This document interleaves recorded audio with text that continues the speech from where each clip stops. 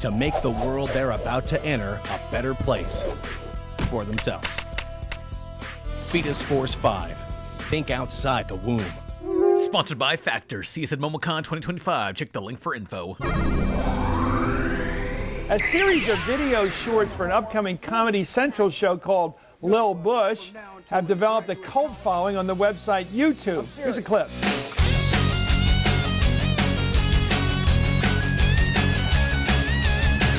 Little Bush. That's funny. Released less than a year before Bush's presidency ended and being a part of a disastrous cell phone service, Lil Bush was one of the most poorly timed cartoons ever. With jokes that land about as well as Flight 93, this was a parody of George W. Bush, the greatest American president in the entire world of 2001. It's been a while since I've done a worst cartoons ever vid in no particular order. So here's number 19, 2007's Lil Bush. Worst political cartoon ever? Or surprisingly funny at times, but other times it's kinda eh. Let's find out. It's Juice and Jam time. Come on, gang. Let's Iraq and roll. But first, this video is sponsored by Factor. With my passion for video editing, I don't always have time to cook or pay for takeout, which is why you and I need Factor. Factor offers chef-crafted, restaurant-quality meals to your door, ready to heat in 2 minutes. This stuff tasted way better than I expected. Which meal was my favorite so far, you ask? Roasted garlic chicken in the Calorie Smart Pack. If it's got garlic, I'll eat it. What else is there to eat? Keto, Calorie Smart, Protein Plus. There's so many meal options to pick from for any diet with a schedule telling you exactly what's coming up. Eliminate prepping, cooking, and cleaning. Heat and eat. Breakfast, smoothies, vegan, veggies, keto. There's 35 meals to choose from per week. Head to factor75.com or click the links below. Use the code 50RebelTaxi at factor75.com to get 50% off plus free shipping to your first Factor box. Again, code 50RebelTaxi at factor75.com to get 50% off plus free shipping on your first Factor box. Support me by supporting them. Factor. Or go portable and take it along. Radio Shack's complete transportable cellular phone system. Just $7.99 only at Radio Shack, the technology store. Now, it's not a true RebelTaxi original unless I explain the lore to some unrelated BS, as Lil Bush originated as a cell phone exclusive cartoon. Imagine having to change mobile providers just to watch a show. So, cell phones today, they can do it all. Streaming, TV, or playing games, even though all mobile games are shitty, except for the ones that also happen to sponsor me. Most likely you're using apps from either iOS or Android. Well, in the 2000s, as technology was constantly evolving, buying a phone was a mystery as to what features you get. Can your cell run video files? Hopefully, but in 2004, a new phone service came along, Amped Mobile.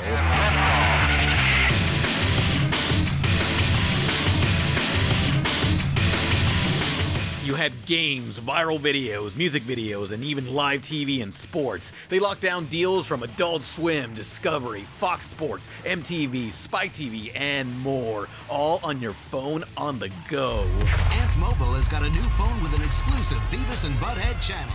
You take it for granted now, but just a few years prior, this is all phones could play.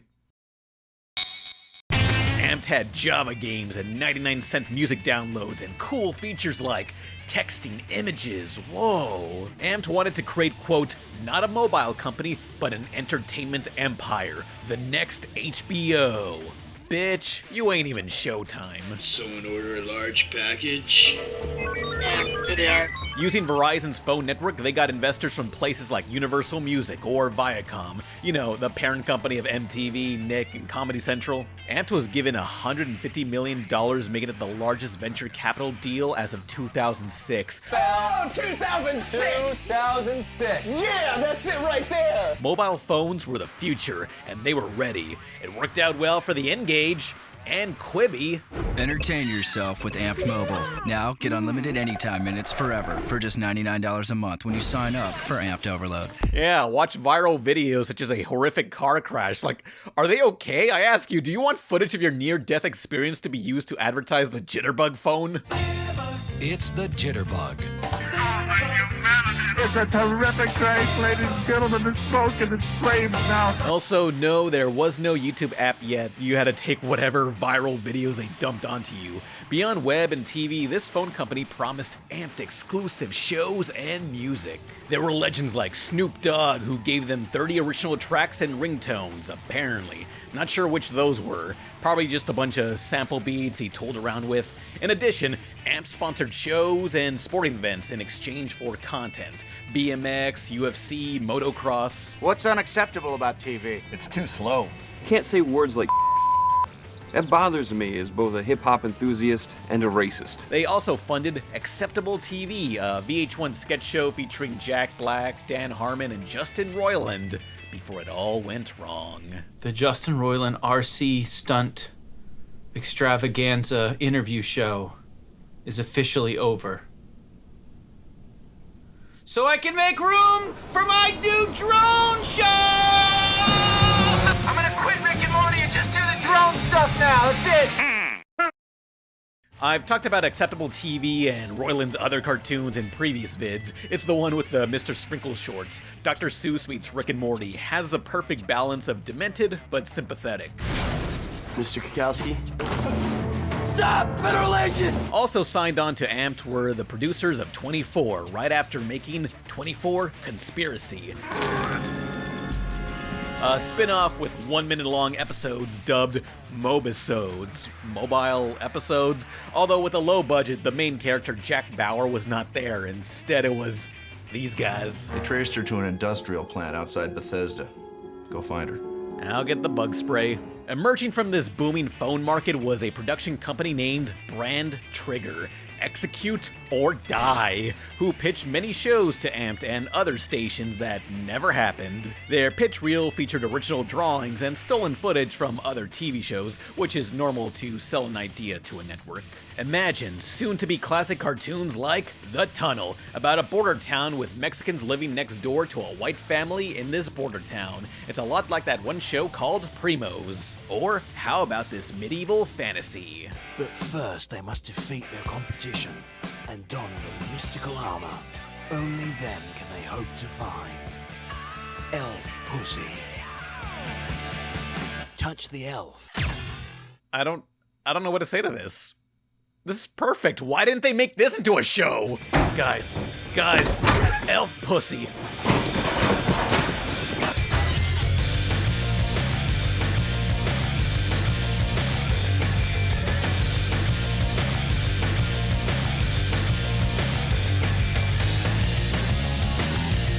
The rest of the ideas were live action, except one about an Irish family being Irish, and then you got this baby pitch. Tonight on I Can't Believe It's Not a GTA TV Station. Melanie and Brad Thompson were your typical American couple, except that Melanie was pregnant with quintuplets. Thanks to a freak bolt of lightning and an open laptop, every internet page ever created downloaded through Melanie's womb and into the brains of those little fetuses. Now they're all smart and stuff, and they can talk, and they can walk, and they've even given themselves a name, Fetus Force 5. And they have but one mission, to make the world they're about to enter a better place for themselves. Fetus Force 5. Think outside the womb. Okay, Uma, I'm sorry. I think you should have read the script first. For reasons unknown, all these great projects never happened. The Amped originals that did happen were inexpensive man-on-the-street interview segments, sports documentaries, or sexy cooking shows. Anyone that can cook already is sexy. Well, Amped and Brand Trigger did have one hit together, their biggest and only hit. I take you now to Donick Carey, a writer for talk show host David Letterman, and co-executive producer/writer for The Simpsons in the late 90s. Classics like the one with Mr. Sparkles or the Treehouse of Horror with the Hell to Pay wig are under his name.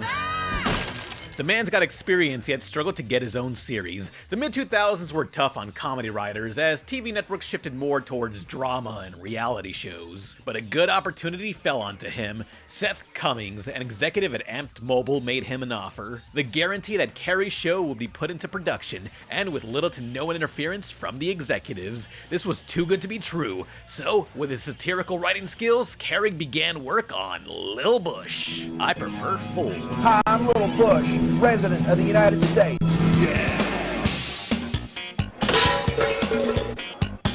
This was a parody turning Bush and his running mates into dumb kid versions of themselves. George is portrayed as a complete goof, which was standard at the time. By his side was the Secretary of State, Lil Condoleezza Rice, a girl who crushes on Bush while he's too stupid to notice. Well, now I gotta figure out how to get a girl to kiss me and win this bet. What about me, little George? Yeah, you can be in on the bet too, Con. Now quit yapping. I'm trying to think. Bro, seriously, you just gotta tell him. I don't know if someone's into me or mad at me unless I'm directly told. I am socially inept to hell. A therapist I contacted ghosted me. This is not a joke. Next is the Secretary of Defense, Lil Donald Rumsfeld, the level-headed one voiced by Iggy Pop, best known for his voice work as Circumcised Baby from Rugrats the movie. Man, they cut my cord. Oh, consider yourself lucky. I can barely hear myself suck. My dad kisses me all the time. That's what he calls punching. Yeah, I remember when you kissed that dog. That was weird. And lastly was the Vice President, Lil Dick Cheney, a one-note character. He just says nonsense grobble-grobble phrases while beheading animals and sucking out their guts. Some of the humor is just gross like that. For the first episode, Bush is mad his school cafeteria canceled Hot Dog Day. Instead, they serve multicultural food. So what does Bush do? Well, these kids remove the cafeteria workers' clothes and torture them.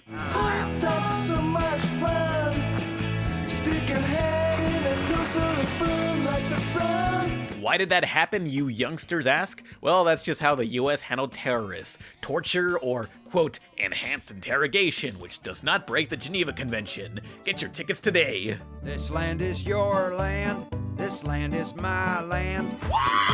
Like, I was about 12 years old then, I didn't keep up with the news, but the war on terror was everywhere. Saturday Night Live, Comedy Central, Harold and Kumar, online parody flash games, making fun of Bush or his friendly rival Osama bin Dingo was guaranteed to get laughs. Like, remember that PS2 first-person shooter, Fugitive Hunter? Okay, it's handcuff time. It was where the final battle had you taking down Osama fighting game style. It even had a rap theme song too. Jet fuel can't melt steel beams, but these bars could.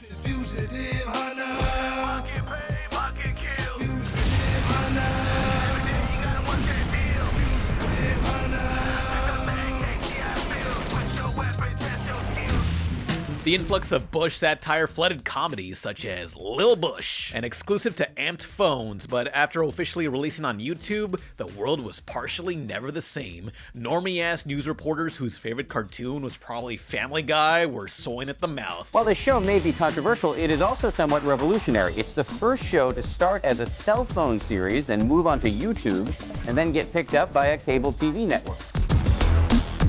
Called Lil Bush. It's the animation that pokes fun of President Bush and his cabinet. The first that's ever been able to make that jump from mobile shorts. The idea is obviously super clever.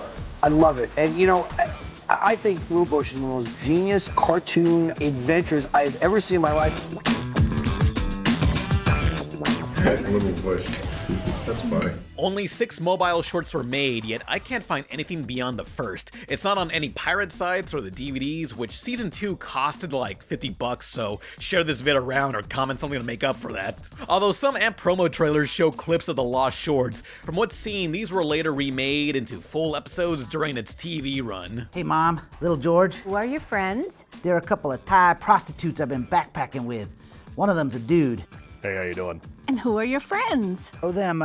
They're a couple of Thai prostitutes I've been backpacking with. One of them's a dude. How you doing? What I could find was another Amped cartoon by the same crew, Lil Hollywood. Oh my God, Little Cameron Diaz, Little Russell Crowe, and the Little Baldwin brothers. Yeah, this era was easily amused by parodies of Britney Spears or Paris Hilton. Like, look, isn't it funny the celebrity is anorexic, does drugs, or is in rehab? One of the most unhinged moments was Britney Spears' privates. Mind you, this is a kid's version of Britney in school. Her privates come to life, censored, thankfully.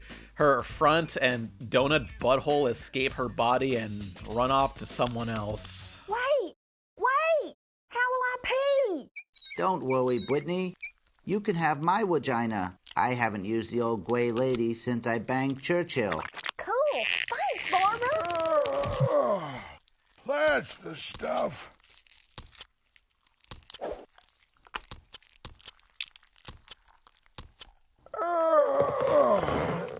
I can only find 2 episodes of this, and that was enough. More attention was given to Lil Bush during the election year of 2004. With AMP's funding from entertainment giant Viacom, they were able to snag a TV deal with Comedy Central. And with how fast it takes to make animation, the show was ready to air. 3 years later, when Bush was on his final year.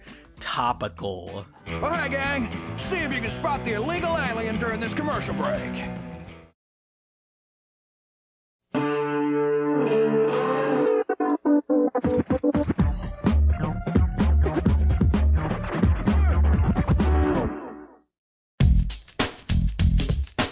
So tell me, what's the first cartoon to go from online to TV? Hazbin Hotel? No sir, it's Lil Bush, according to his creator's website. Though that could be debatable with Queer Duck premiering online and then TV in the year 2000. Queer Duck. I'm gay as a goose.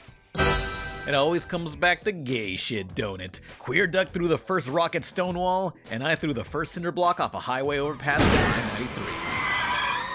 Now, Lil Bush needed a studio, so his creator co-founded Sugar Shack Animation.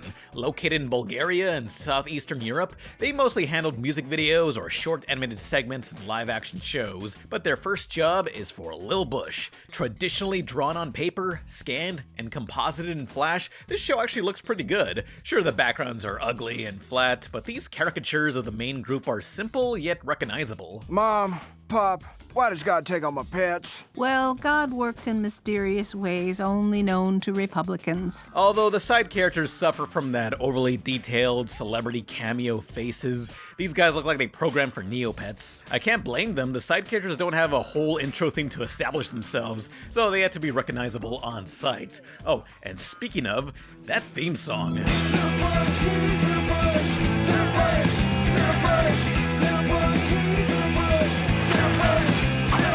Lil Bush. Lil Bush. He's Lil Bush. Lil Bush. From how politically charged this show is, these lyrics I think we can all agree upon. So season 1 used paper and pen, though season 2 was fully done with Flash and just looks so jank. They had a year to make fun of Bush, just crank it out, man. The shelf life is on suicide watch. Even on the audio commentaries, they mock the sometimes rushed animations, like, look at that drawing of the US map. Did they get rid of California? Thematically appropriate. And here we go. I'm gonna do it's the like same three individual like blood drops here go. Bloop, bloop, bloop. It's like an LCD game from 1987. Look at Condi's lunch. She's having a few nuts, or possibly toenail clippings, and a couple of beans. Yeah, I always like the animation there. Yeah. It's like it's from a different show. Flash, so to get the text on their shirts and keep it on there the whole time, had to be hand-tracked by people in Bulgaria. Yeah. No kidding. The formula for this show is a lot like Moral Oral, which I'll be covering sometime soon. Bush is a dumb kid, he causes problems, and his dad, George Bush Sr., sets him right. It's a mixed show to criticize, because some of it's pretty funny. Like, I love a character who is a complete asshole, though other gags can just feel like obvious, overdone buzzwords that were played out at the time, or cheap shock value, like, again, killing more animals. One of the grossest was the pudding hole. You may want to look away at this one. So, Jeb Bush, oh, you remember Jeb Bush, George W.'s brother?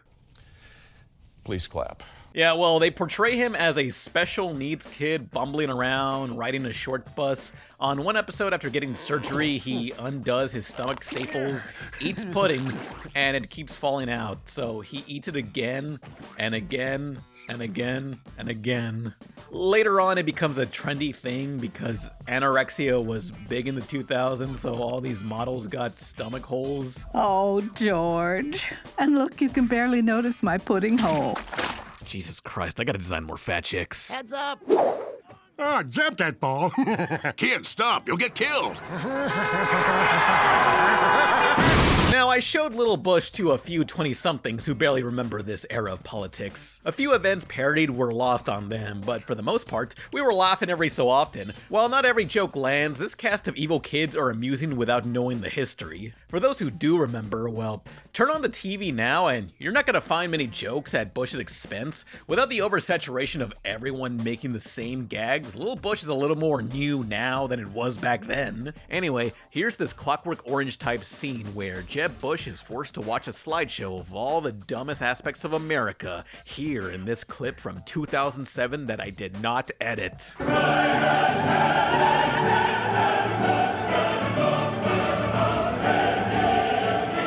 There's some good laughs to be had, especially with the background text for stores and banners. That Simpsons writing experience was put to good use. The only truly dated moments from Lil Bush are the openings. These were clips animated weeks prior to premiere, with Bush monologuing about a recent event. Cartoon Network's Mad did the same thing too with their news update intros. For 07, Lil Bush talks about the release of Michael Bay's Transformers, Bob Barker retiring, and Paris Hilton going to jail. We interrupt tonight's program to bring you an important message from the White House. Tonight, I want to address these activist judges.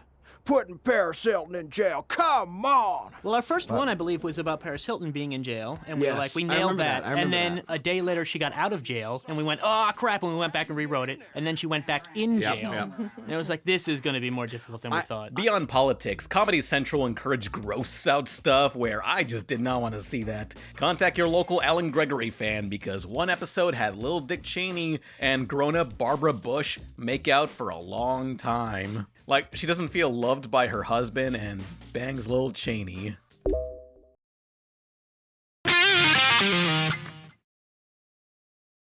Oh no, did she get pregnant? No, apparently he's inside her womb just vibing. Dear Penthouse. Now that's thinking outside the womb. There's several just horrendous moments, like the episode with the Red Hot Chili Peppers. Bush's gang dresses up just like them, as in they get naked except for a sock covering their dicks. Like, please, stop doing nudity jokes with these characters on so many episodes. Were the Chili Peppers also signed on as writers? There was even an episode that was almost banned. It was about Lil Dick Cheney getting a heart attack and going to hell. Comedy Central was worried the real Dick Cheney would suffer a heart attack, so as not to come off in poor taste, they funded a backup episode should that happen. This extra 11-minute episode released to DVD and is the only one on YouTube free from copyright strikes. Completely insane to make a whole backup episode, but it is animated in a jankier style and makes for a great DVD bonus feature. Instead of making fun of Cheney's possible death, they instead make jokes relating to wounded veterans and how the US left them hanging. Yeah, I'm just like you guys. I'm a real right-winger.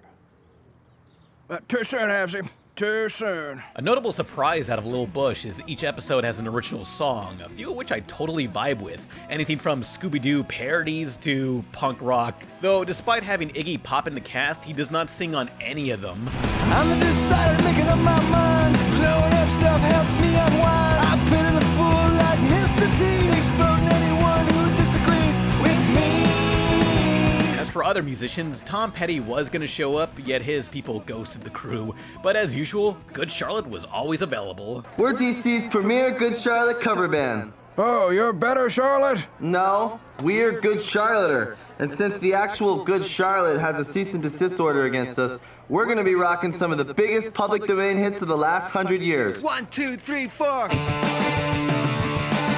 Camptown ladies, sing this song. Now, for some reason, Dick Cheney's father is portrayed as Darth Vader wearing his helmet. Like, I get Vader's evil, but you also imply Lil Cheney is a good guy. Then again, Luke Skywalker thought about killing a kid once while helping bomb multiple satellites, likely filled with maintenance crew and POWs on his side. Surprisingly, Lucasfilm saw Big Daddy Cheney and sent the Bush crew a box full of shirts and video games. Shit, you get free stuff for referencing it?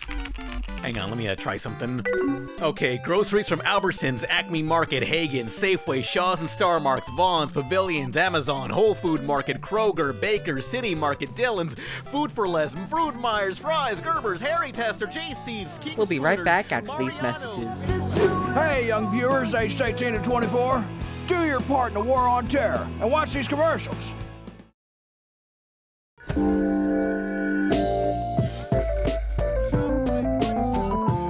Market, Wingnums, Tom's, Chenery, A's, Market, Basket, Food Town, Alex Lee, Brookshire, Food City, Ingle Market, Piggy, Wiggy, Publix, Winn-Dixie. Did it work? The jukebox, you'll notice we jammed in a product plug for Wurlitzer. Wurlitzer, yeah. I saw that. Yeah. Thinking we were going to get a free jukebox, and they said no. So with Lil Bush getting 2 seasons on TV, I think we should check in on its first home, Amped Mobile. How are they doing? Well, on June 2007, the very month that Lil Bush premiered on TV, Amped Mobile filed for bankruptcy protection. How did that happen in just 2 years with 170,000 users? Well, half of them weren't even paying the bills. This was a pay-as-you-go phone service with no contracts and no activation fee. Post-paid service, as in you pay after you use it. Instead of giving users 30 days to pay, they were given 90 days to eventually pay their bills. Please? You're all gonna pay, right? You're not just gonna take the 3 months of free service, right? Right? Right? Please? Maybe they were a little too generous. Like I always say, nice guys finish on the ass. Now, Amped was not using its own cellular networks as it was bumming off Verizon Wireless, so with Amped going down, all those users will automatically transfer to Verizon, right? No problem? Nope.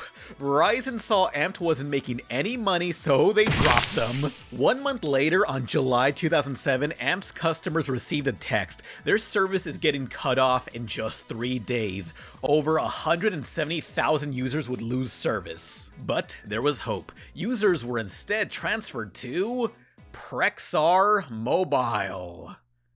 What the fuck is that?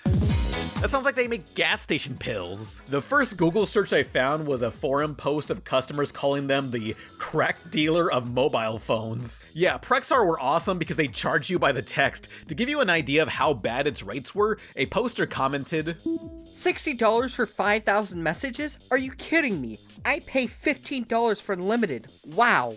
Let me handle this.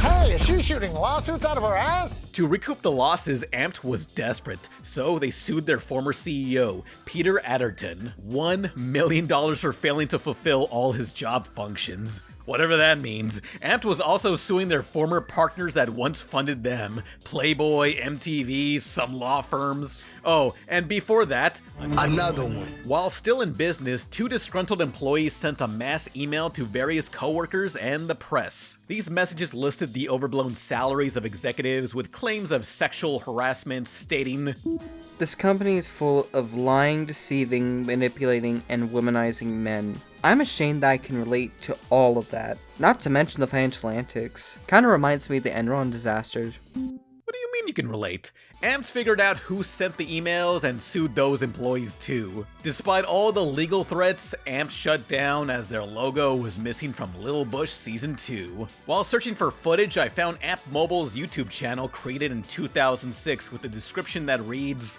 "We went bankrupt. Sad face." Hey, I'll give you a pity sub, Amped. In fact, you all should pity sub. To me. All of you watching right now, fucking do it, I'm not messing around. Maybe I can convince you with my science stick. Huh?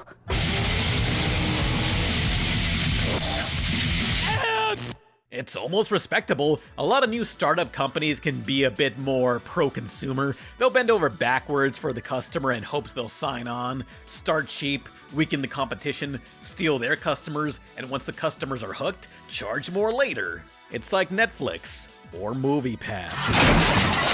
RIP Amped. Right place, but the wrong time for mobile entertainment. When you're ahead of the curve, you forget it's a 4-way intersection. Did anyone watching this even have Amped? No, let me rephrase that. Did anyone watching this actually pay for Amped? Because you may have helped kill them. As for Lil Bush, well, I think you know it's coming. The quick version is, these were originally made for Amped mobile cell phones, which quickly went out of business when we put them on. We have nothing to do with that. We just want to say no connection at all, no causal relationship.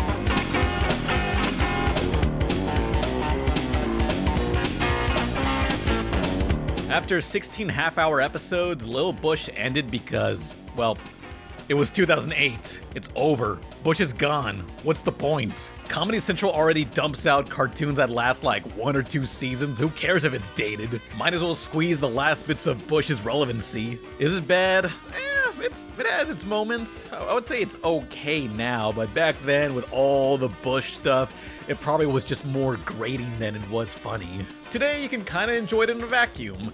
As for its creator, Donna Carey, well, he moved on to make comedic documentaries and founded Muzak.org, a charity providing instruments to underserved schools around the world. So, that's pretty cool. Maybe in a few years we'll get another cartoon for... insert president here. Hopefully not another one by Stephen Colbert. Please, no. I don't want that at all. Watch out! We have a conservative broadcaster on the loose. We're a pretty fucked up country, aren't we, Pop? Yes, we are, son. Yes, we are. Ching chong, ching chong, ching.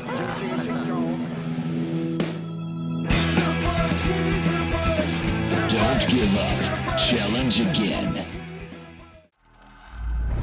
Why have you finally decided to run? Sir, are you afraid of the gorilla? Think you stand a chance against the big boys? Do you have a girlfriend? Will your brother be on your team? Sir, do you really think you can win? I think what we're all looking for is, do you have a stance on anything? Forget politics. Join the party with Mario Party 5. Over 60 new mini-games and 3D boards make this party all fun and no politics. Ready for everyone. From California to the New York Island. What I do?